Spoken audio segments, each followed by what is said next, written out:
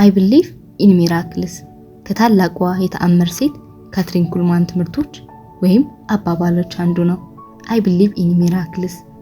ካትሪን ኩልማን አይ ቢሊቭ ኢን ሚራክልስ ስትል ተአምራት ብቻ ሳይሆን የእግዚአብሔር ኃይል፣ እምነት፣ ፈውስ እና መንፈስ ቅዱስ በሰው ሕይወት ውስጥ የሚሰራው ስራ ታስተምር ነበር።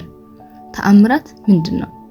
ተአምራት ማለት በሰው ኃይል የማይደረግ የማይችል እግዚአብሔር በኃይሉ ሲያደርግ ነው።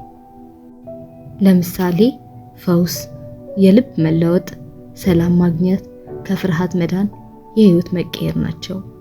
ተአምራቶች ዛሬም አሉ። ካትሪን እግዚአብሔር ትናንትም ዛሬም ለዘላለም እንደማይለወጥ ታስተምር ነበር። ስለዚህ በመጽሐፍ ቅዱስ ዘመን የነበሩ ተአምራት ዛሬም ሊኖሩ ይችላሉ ትል ነበር። ተአምራት ለማየት እምነት አስፈላጊ ነው ትል ነበር።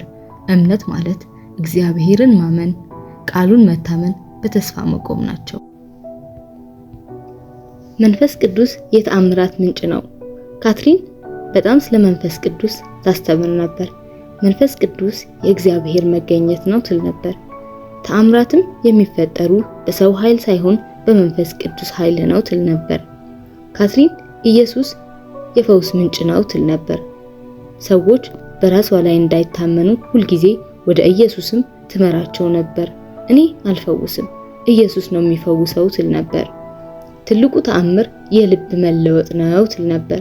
ሰው ከኃጢአት ሲመለስ፣ ህይወቱ ሲቀየር፣ ይህ ከአካላዊ ፈውስ በላይ ትልቅ ተአምር ነው ትል ነበር። የተአምራት ዓላማ ተአምራት ለሰዎች እግዚአብሔርን ለማሳየት እንጂ የሰው ክብር አይደሉም ትል ነበር። ዓላማውም ሰዎች ወደ እግዚአብሔር እንዲመጡ፣ እምነታቸው እንዲጠነክር፣ የእግዚአብሔርን ፍቅር እንዲገለጥ ነው።